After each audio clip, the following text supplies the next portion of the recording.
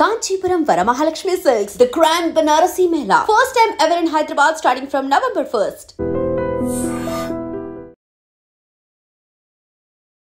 మీకు ఇప్పటికే అర్థమై ఉంటది నేను దేని గురించి చెప్పబోతున్నా దేని గురించి మాట్లాడబోతున్నా అని. నేను ఒకవేళ మాటలు కొన్ని దొర్లినా నేను ఇంకేమైనా ఎక్స్ట్రీమ్గా మాట్లాడినా దయచేసి ఏమీ అనుకోకండి. మన గురించే మాట్లాడుతున్నాం, మన సిస్టమ్ గురించే మాట్లాడుతున్నాం. మన కళ్ళ ముందట కనబడ్డా సరే మనకు కాదు కదా, మనకేం సంబంధం అని పట్టించుకోకుండా వెళ్ళిపోతుంటాం కదా. ఇక వాటి గురించే మాట్లాడతాయి ఈరోజు. ఇంత పెద్ద ఇన్సిడెంట్ జరగడానికి కారణం కూడా ఒక రకంగా అదే. టిప్పర్ లారీ ఏమైనా కొత్తగా వచ్చిందా? రోడ్లు బాలేవు అన్న సమస్య ఏమైనా కొత్తగా వచ్చిందా?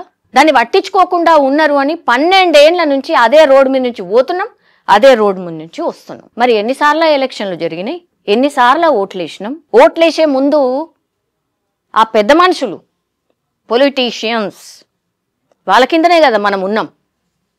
వాళ్ళు ఏది చెప్తే కదే. ఎంతమంది పొలిటీషియన్స్ మీ దగ్గరకు వచ్చి ఓట్లు అడిగిండ్రు? ఏలేదా మనం ఓట్లు వేయలే?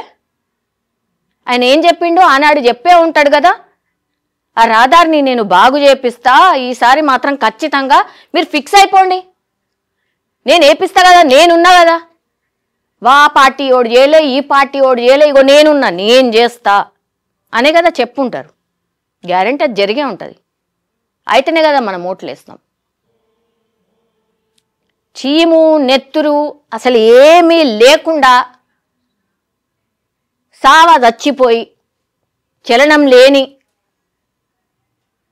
బెడ్ మీద లాస్ట్ కొనా ఊపిరితోని బతుకుతుంటారు కదా, వాళ్ళు ఎంతనో ఇగో ఈ ఇన్సిడెంట్ జరగడానికి కారణం కూడా మనము అంతే. నిజంగా చెప్తున్నా, కనవడ్డోళ్లకు దండం పెట్టి నా కూతుర్లే అమ్మా, ముగ్గురమ్మా చనిపోయినరమ్మా అని ఎంత దారుణంగా ఏడ్చి చెప్తుంది. వీడియోలు చూసినాం కదా. అయినా మనకేం లేదు. 2 రోజులు అయింది, 3వ రోజు 4వ రోజు 5వ రోజు వీళ్ళ పెద్ద కర్మ అయిపోయే లోపల ఆల్ సేమ్ సిచ్యువేషన్, ఏమీ ఉండదు. చూడలేదా మొన్ననే కర్నూలులో యాక్సిడెంట్ జరిగింది, సజీవ సమాధి అయిపోయినరు. ఆడ అది జరిగిందట, ఇది జరిగిందట, ఇదైందట, అదైందట అని మాట్లాడుకొని ఇప్పుడు ఎవరన్నా మాట్లాడుతురా? ఇది కూడా గంతే. ఎందుకు కావాలి? ఎందుకు కావాలి? ఆనాడు ఇన్సిడెంట్ జరగగానే ఆ 3 రోజులే మాట్లాడతాం, ఆ తర్వాత ఏం మాట్లాడము, ఏముండదు, మన నుంచి అసలు రెస్పాన్స్ ఉండదు, మనకెందుకులే అని చెప్పి మళ్ళా అందరం సేమ్ లైఫ్ స్టైల్. పొద్దుగల లేచి ఆఫీస్కి పోవాలా, డ్యూటీలకు పోవాలా, బిజినెస్ చేసుకోవాలా, బస్ అంతే.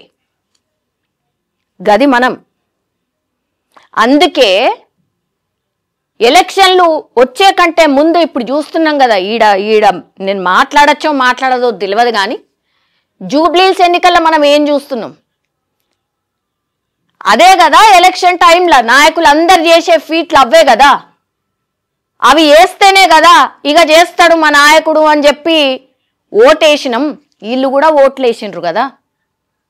గెలిపించుకున్న తర్వాత ఏమిచ్చిండ్రు? ఇగో ఈ 3 తల్లుల శవాలను తీసుకొచ్చి ఇగో ఈ తల్లి చేతిలో పెట్టిరు. ఇది ఒక్క ఇంటి బాధ కాదు, ఈ తెలంగాణ మొత్తానికి సంబంధించిన బాధ. ఇది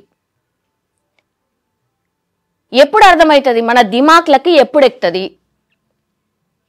మాట్లాడి ఒర్రి క్వశ్చన్ చేసి ఓన్లీ 10 మంది 20 మంది క్వశ్చన్ చేస్తే అయిపోదు. ఇది ప్రతి ఒక్కళ్ళు ఇప్పుడు ఆడ జరిగింది కదా, తాండూరులో ఇబ్బంది ఉంది కాబట్టి వాళ్ళు మాట్లాడితే సరిపోయింది అనుకుంటున్నాం. కాబట్టే అక్కడ తాత్కాలికంగా అట్లట్లట్లా మసిబూసి మారడకాయ అంటారు కదా, ఊరికేనే అనలే ఈ పదాలన్నీ కూడా. ఇప్పుడు అక్కడ అదే నడుస్తుంది. ఎక్స్గ్రేషన్ అట. ఎవరికి కావాలా? ఆ పైసలన్నీ మెడలేసుకొని ఊరేగదామా? ఈ తల్లి ఆ పైసలన్నీ తీసుకొని మెడలేసుకొని ఆహా పోతే పోయిరు, నా బిడ్డలు పోతే పోయిరు, నాకు పైసలు అయితే వచ్చినాయి అని అనుకుంటుందా? చెప్పండి. ఇది నిజంగానే అంటే నేను క్వశ్చన్ చేయడం, నేను మాట్లాడడం తప్పే అని అనుకున్న వాళ్ళకి నేను అడుగుతున్నా, ఇట్లా మాట్లాడితే తప్పే కావచ్చు, కానీ నేను అదే స్టాండ్ తీసుకుంటా, నేను అదే మాట్లాడతా కూడా. కేంద్రం ఎక్స్గ్రేషియా ఇస్తుంది, రాష్ట్ర సర్కార్ ఎక్స్గ్రేషియా ఇస్తుంది. ఏం చేసుకోవాలి సార్ పైసలు? ఇట్లా ఇట్లా మెడలేసుకొని ఊరేగాల? ఏం చేయాలా తల్లి? ఆ పేరెంట్స్ ఏం చేయాలా? 5 పిల్లలు ఉన్నారు సార్, లేదు అసలు వీళ్ళు 3 పిల్లలే అనుకోరు సార్. ఓ నిమిషం అట్లా అనుకుందాం. ఏం చేయాలా తల్లిదండ్రులు? బతికేందుకు? ఏం చేసి బతకాలా? ఊహించుకోండి. సరే సార్ అవన్నీ వదిలేయండి. ఆ బస్సుల గిన ఏ రాజకీయ నాయకుడు, ఇది తప్పే కావచ్చు, నాకేం ప్రాబ్లం లేదు, నేను అన్నా కూడా నాకేం ప్రాబ్లం లేదు. ఆ బస్సుల గిన ఏ ఎమ్మెల్యేనో ఏ ఎంపీనో లేకపోతే ఇంకెవరో వాళ్ళ పిల్లలుంటే ఏం చేస్తురు ఈరోజు? చెప్పండి, దీనికి ఆన్సర్ చెప్పండి. గింత దరిద్రమా, గింత ఘోరమా? ఒక రోడ్డు వేయడానికి 12 ఏళ్ళు 15 ఏళ్ళు లేదు చూడన్నా. ఏడ బతుకుతున్నాం సార్ మనము? అసలు మన బతుకులు ఏంది? ఏ సామెతలు అంటారు చూడండి, తూని బతుకు జడా అని. మనందరిది అదే. రియలీ ఐమ్ టెలింగ్ టుడే, మనం అట్లాంటి వ్యవస్థలనే బతుకుతున్నాం. మొత్తం అసలు వాళ్ళ ఇంటి చుట్టూరు సైలెన్స్, ఊరంతా గదిలిపోయింది. ఈ ఇన్సిడెంట్ చూసిన తర్వాత బాధపడనటువంటి ఒక వ్యక్తిని నాకు చూపెట్టండి, ఇవాళ మాట్లాడనటువంటి వ్యక్తిని ఒకసారి చూపెట్టండి, రియాక్ట్ కానటువంటి వ్యక్తిని చూపెట్టండి. ఇగో ఇక్కడికే ఈయన్నే ఉంటున్నాం. ఇక దాని తర్వాత నెక్స్ట్ ఏంది? నో, ఆ నెక్స్ట్ ఏం లేదు. ఇక గంతే, అక్కడి వరకే మాట్లాడుకోవాలి. ఇంకో ఇన్సిడెంట్ ఎప్పుడన్నా అయితే మళ్ళీ ఇగో గివ్వే మాటలు చెప్పాలి. మన కర్మ, ఏం చేస్తాం? అట్లున్నాం, ఆ సిస్టంలో ఉన్నాం, ఆ వ్యవస్థలనే ఉన్నాం మనం. ఈ వీడియోలు చూసిన తర్వాత అసలు రాజకీయ నాయకులు మాట్లాడిన మాటలు వింటే నిజంగా అసలు అసలు ఇట్లాంటి వ్యవస్థలను మనం ఉన్నది. అసలు ఓట్లు ఎందుకు వేయాలా? దేనికోసం వేయాలా? అసలు ఎలక్షన్లు ఎందుకు? ఇంకేదో వ్యవస్థ రావాలా? ఇంకేదో రాజకీయ పార్టీలు రావాలా? ఆ రాజకీయ పార్టీ వచ్చిన తర్వాత మీకు అన్ని మంచిగా చేస్తుంది అంతే. మీరు ఏమైనా రాసిస్తారా? మీకు నమ్మకం ఉందా? ఇవన్నీ అసలు భ్రష్టు పెట్టిన పార్టీలు, కొత్త పార్టీ వస్తే మొత్తం ప్రక్షాళన అయిపోయి ఇక అద్భుతాలు చేసేస్తుందన్న నమ్మకం మీకుందా? ఎవరికన్నా ఉందా? నాకైతే లేదు. మీకుందా? బిడ్డ పెళ్లి మొన్ననే చేసింది. ఆ సంతోషకరమైనటువంటి మూమెంటే కదా. బస్సులో ఓడానికి, బస్సులో కూర్చుంటే ఎవడో టిప్పరోడు ఓవర్లోడ్తో వచ్చి బస్సును డాష్ కొడతాడు. డ్రైవర్ వెనకాల సీట్లో కూర్చున్న 3 ఈ పిల్లలు చనిపోతారు. మిగతా 19 మంది చనిపోయినారు. నేను దాని గురించి అందరికీ తెలిసిందే. ఒకే కుటుంబంలో 3 చనిపోతే ఆ ఇంట్లో 3 శవాలు లేస్తే ఎట్లుంటాయి మీరు ఊహించుకుంటారా? ఫ్యామిలీలో ఒకటేసారి కనురెప్పపాట్లో 3 మాయమైతే ఏమైతుందో మీరు ఇమాజిన్ చేసుకోగలుగుతారా? మీ ఫ్యామిలీనే అది జరిగిన రోజు మీకు ఎట్లుంటుందో ఈ రోజు ప్రతి ఒక్క కుటుంబం అట్లా ఫీల్ అవుతుంది. ఏంటిది? అసలు మనము ఇవన్నీ చూడ్డానికే బతుకున్నట్ట? ఇక ఇంకెన్ని చూడాల మరి? పైసలు అన్నిటికీ పైసలేనా సార్? మానవత్వం, మన్ను, మశానం, దుబ్బ ఇవేం లేవా సార్? ఏం లేవా? ఇక మీరు మీ ఫ్యామిలీ మీ తరతరాలు బాగుపడితే చాలు, ఇక మిగతాడంతా ఎటన్నా కొట్టుకపోని ఎట్లాగూ ఎలక్షన్లు అప్పుడు డబ్బులు ఇస్తే వాళ్ళు ఓట్లు వేస్తారు కదా, గివ్వా? ఓటింగ్ పర్సంటేజ్ ఎంత పడిపోయిందో చూస్తున్నారా? ఇక మొత్తంకి అసలు 0 సార్. ఈ ఇన్సిడెంట్ తర్వాత మేము ఓట్లే వేయం పో, అసలు మాకు ఈ సిస్టమే వద్దు పో అంటే సాధ్యమా? అవుతుందా అది? కానీ నేను మనస్ఫూర్తిగా కోరుకుంటున్నా అది కావాలని. ఎందుకు? మనకి ఈ సిస్టమ్ ఉండి కూడా వేస్టే కదా. ఆ రాజకీయ నాయకుడు వచ్చి ఈయన మీద వచ్చి ఆయన మీద ఇంకేదో ప్రాణాలైతే బాయే కదా. మనం ఎసుంటి నాయకులని ఎసుంటి వ్యవస్థను ఎన్నుకుంటున్నామని ఏం సమాధానం చెప్దాం? మరో ఇన్సిడెంట్ కాదు అని చెప్పి ఎవరన్నా బాండ్ పేపర్ మీద రాసేయగలుగుతారా? కాదు ఇదే లాస్ట్ అని చెప్పగలుగుతారా? నేను ఒక మెసేజ్ చదువుతా. ఈ వీడియో వేరే ఇంకో దాంట్లో వచ్చినప్పుడు కింద ఒకతను పెద్ద మెసేజ్ రాసిండు.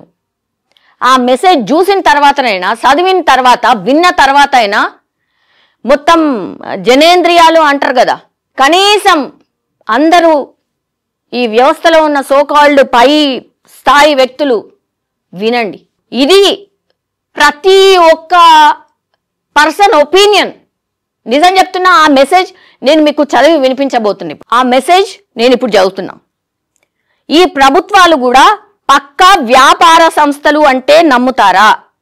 వీటికి ఆదాయం కావాలి, ప్రజలు నాశనమైనా పర్వాలేదు, లిక్కర్ను వేలం పెట్టి ఆదాయం, ఈ మత్తులో ఎవడన్ని నేరాలు చేసినా ఏం పర్లేదు, ఆర్టీసీ ద్వారా ఆదాయం, జనాల్ని పరిమితికి మించి కుక్కడం ద్వారా, రోడ్ల ద్వారా ఆదాయం, తక్కువ ఖర్చుతో నాసిరకంగా నిర్మించి డబ్బు ఆదా చేసుకోవడం ద్వారా అవి గుంటలు పడి జనాలు యాక్సిడెంట్లలో చస్తున్నా సరే. మన వ్యవస్థ అంతా దొంగలమయం. ప్రభుత్వ శాఖలు దాదాపు అన్నీ దొంగలమయమే. పాలకులు ఇంకా పెద్ద దొంగలు. వాళ్లకు చిన్న మొత్తాలు సరిపోవు. 100 కోట్లు, 1000 కోట్లు, లక్షల కోట్లు. మరి ఈ జనాలు వీళ్ళేం దక్కువ తినలేదు. ఓటుకు నోట్లు తీసుకొని దేశాన్ని అమ్మేస్తారు, వాళ్ళ జెండాలు మోస్తారు. పాలకులు మంచోళ్ళైతే పాలన కొంత మెరుగ్గా ఉండొచ్చు, కానీ ఈ వ్యవస్థను మారుస్తానికి మాత్రం ఎవడూ సిద్ధంగాడు. ఈ వ్యవస్థ పూర్తిగా కుళ్ళిపోయింది.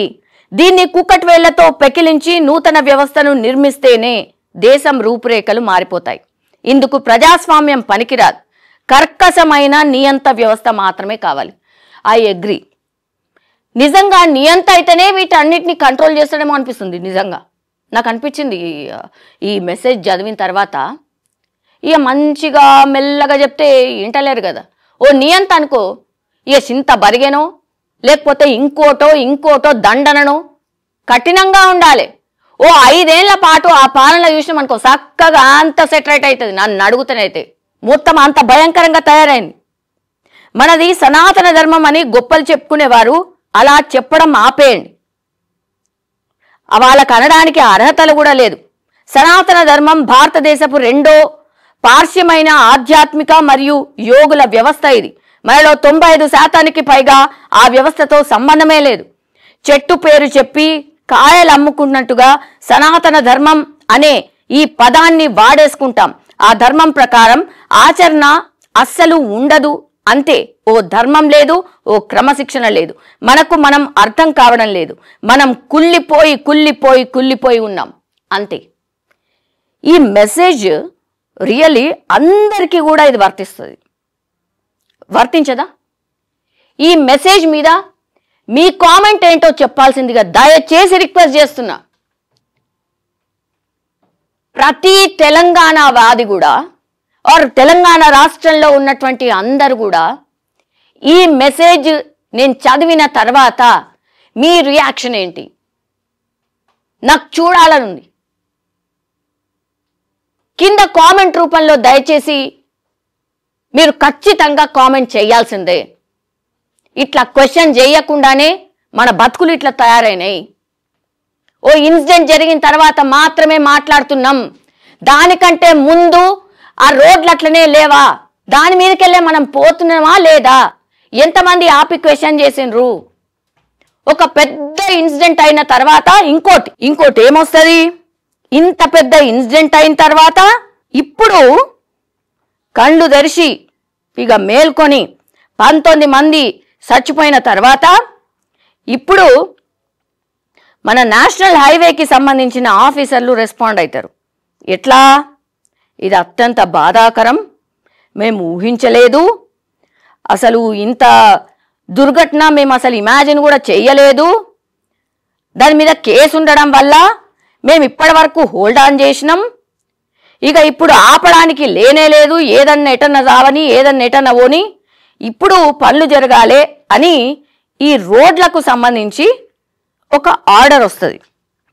అది చూడండి. అంటే 19 మంది చచ్చిపోతే కానీ మనం మేల్కోం.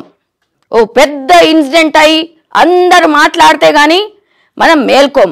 అసలు నాకైతే మాటలు కూడా రావట్లేదు. అసలు ఎంత భయంకరం అంటే ఈ ఇంపాక్ట్ చాలా అంటే చాలా మంది మీద పడ్డది. నేను కొన్ని మెసేజెస్ చదివినా, ఇది 2 రోజుల క్రితం అయింది కదా, అసలు అన్నం తినాలంటే కూడా లోపల కోతలేదు, భయం వేస్తుంది. ఆ ఇన్సిడెంట్ విన్నా చదివినా కన్నీళ్ళే వస్తున్నాయి.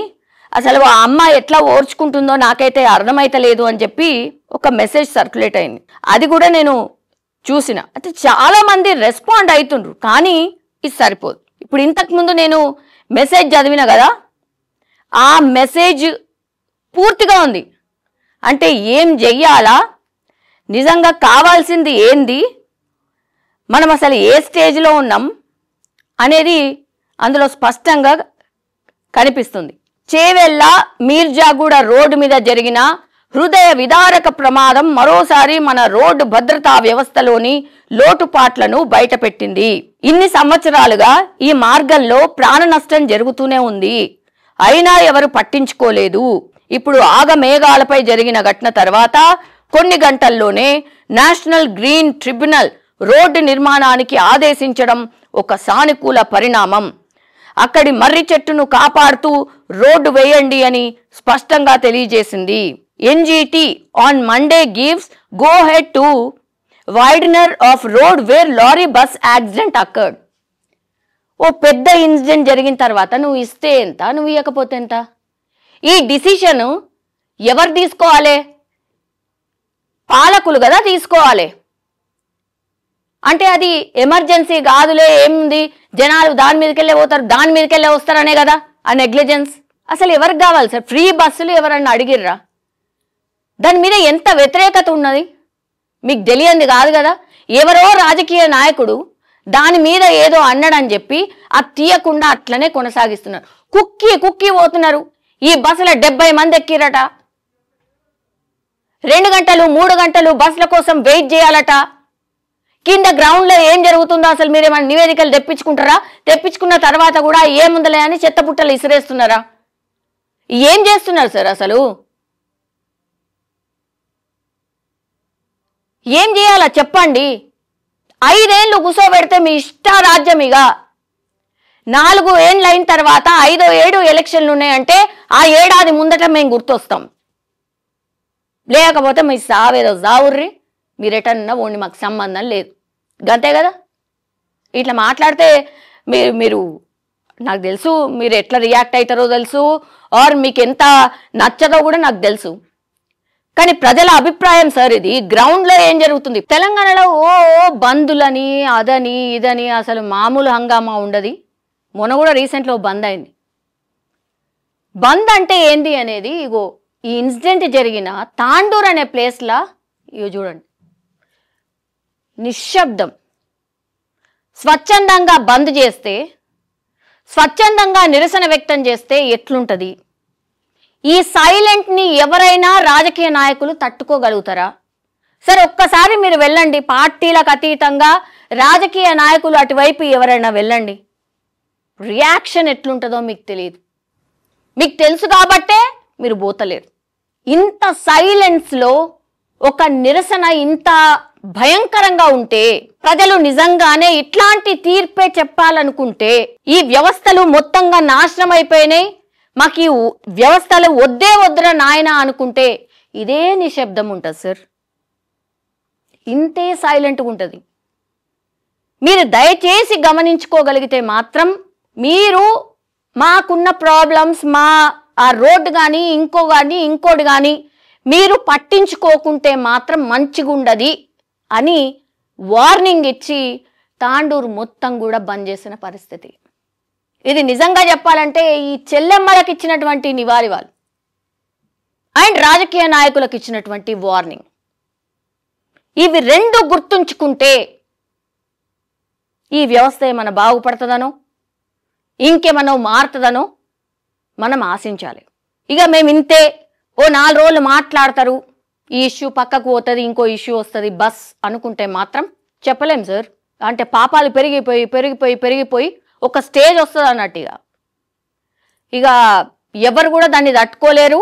ఆ తీర్పు కూడా ఎట్లుంటుంది అనేది చాలా ఎక్స్పీరియన్స్. మీరందరూ కూడా ఏమన్నా మారి ప్రజలకు ఏం కావాలనో మీరు చేయడం స్టార్ట్ చేస్తే ఏమన్నా ఉంటుంది. లేదంటే మాత్రం ఇక్కడ ఎంత సైలెంట్ కనిపిస్తుందో, ఎంత సైలెన్స్ కనిపిస్తుందో తీర్పు కూడా అంతే సైలెన్స్గా ఉంటుంది. ఇది మాత్రం రిక్వెస్టే అనుకోండి. నేను ఒక 2-3 క్వశ్చన్లు అడుగుతున్నా సార్. చనిపోగానే ఆ ఎక్స్గ్రేషియాలు అసలు ఎవరు అడుగుతున్నారు సార్? ఎక్స్గ్రేషియాలు ఎవరైనా అడుగుతారా సార్? ఈ ఇన్సిడెంట్ ఎందుకు జరిగింది సార్? ఎందుకు జరిగింది? రోడ్డు బాలేదు, ఆ టిప్పర్ లారీ అంతంత లోడ్ వేసుకొని వస్తున్నది, మొత్తం అసలు గవర్నమెంట్ వ్యవస్థ అంటే చచ్చిపోయిందా? ఎవరు పట్టించుకోరా, ఎవరు చూడరా? ఇదొకటి. ఫ్రీ బస్సులు, ఇది దయచేసి మీరు ఇంకోసారి నివేదికలు తెప్పించుకోరు. మీ గవర్నమెంట్ వాళ్ళు చేసే నివేదికలు వద్దు సుమా. ప్రైవేట్ థర్డ్ పార్టీ అంటారు కదా, వాళ్ళ దగ్గర నుంచి తెప్పించుకోండి సార్. జనాల రియాక్షన్ ఏందో మీకు తెలుస్తుంది. సస్తున్న మన జనాభా ఎంత సార్? మహిళలు ఎంతనో, తర్వాత పురుషులు కూడా సమానమే ఉన్నారు కదా. సగం మంది అసలు అనవసరంలే ఇప్పుడు నా గురించే నేను మాట్లాడుతున్నా అని చాలా మంది అనుకోవచ్చు ఆడబిడ్డలు. కానీ చాలా మంది ఈ ఇన్సిడెంట్ చూసిన తర్వాత కుక్కి వాళ్ళు కూడా తెలుసు కదా, వాళ్ళు కూర్చున్నా పక్కన నిల్చున్న వాళ్ళందరూ పైనే ఉంటారు. అది కూర్చున్నా ఏం సుఖం? దేనికి? బస్సు ఓవర్లోడ్తో నీవు పోతే ఏమవుతుంది? ఇగో ఇదే ఇట్లనే అవుతాయి. అవసరమా అంత దానికి? అసలు ఓటుకి ఎవరైనా నోట్ అడుగుతున్నారా? అసలు నోటు అక్కడ ఎవరైనా అడిగినరు అనుకో, చుట్టుపక్కల వాళ్ళు ఎవరైనా చూసిండ్రు అనుకో, ఎవరో ఉన్నారు అట్లా అడుగుతున్నారు అనుకోండి, ఈ వీడియో తెరిచి చూపెట్టురు. ఆ తల్లి ఏడుస్తున్నది, ఎట్లా ఏడుస్తుందో చూపెట్టండి. ఇగో తీసుకున్నావు కదా పైసలు, మరి గిట్లే ఉంటుంది. నా వాళ్ళు నాకు అక్కర్లేదు అనుకుంటే నోటు తీసుకొని ఓటై. ఇక గిరే నేను చెప్పదలుచుకున్నా. రియల్ నా వాళ్ళు నాకు అక్కర్లేదు, ఎవడెటు పోయినా కాదు. నా వాళ్ళు నా కుటుంబ సభ్యులు ఎవరెటు పోయినా ఏం కాదు, ఏడ చచ్చిపోయినా ఏం కాదు, ఎళ్ళన కొట్టుకపోయినా ఏం కాదు, రోడ్లు బాగాలేకపోయినా, నీళ్లు రాకపోయినా, కరెంటు షాకులు కొట్టిపోయినా, ఇంకేమైనా నేను మంచిగా ఉంటే చాలు, నా కుటుంబ సభ్యులు ఏమైపోతే నాకేంది అని అనుకుంటే నోటు తీసుకొని ఓటే. ఇదే నేను చెప్పదలుచుకున్నా. ఈ వీడియో మీద దయచేసి ప్లీజ్ మనసున్న వాళ్ళందరూ రియాక్ట్ కావాల్సిందిగా కోరుతున్నా. ఎందుకు ఈ మాట చెప్తున్నా అంటే, ఇది కనీసం ఆ వ్యవస్థల వరకైనా పోతే, ఆ కిందున్న కామెంట్లు చదువుకుంటే, వామ్మో ఇట్లనా మాట్లాడుతుంది, జనం ఊహిస్తుంది గిదా అని కొంతమంది అన్న కళ్ళు మూసుకొని మొద్దు నిద్రలో ఉన్నాడు లేచి కళ్ళు తెరిచి చూస్తాడేమో అని ఒక చిన్ని ఆశగంతే. ఇది ఒక చిన్న ప్రయత్నం మాత్రమే. అట్లాగే ఈ చెల్లెళ్ళకు మాత్రం నా అశ్రు నివాలి.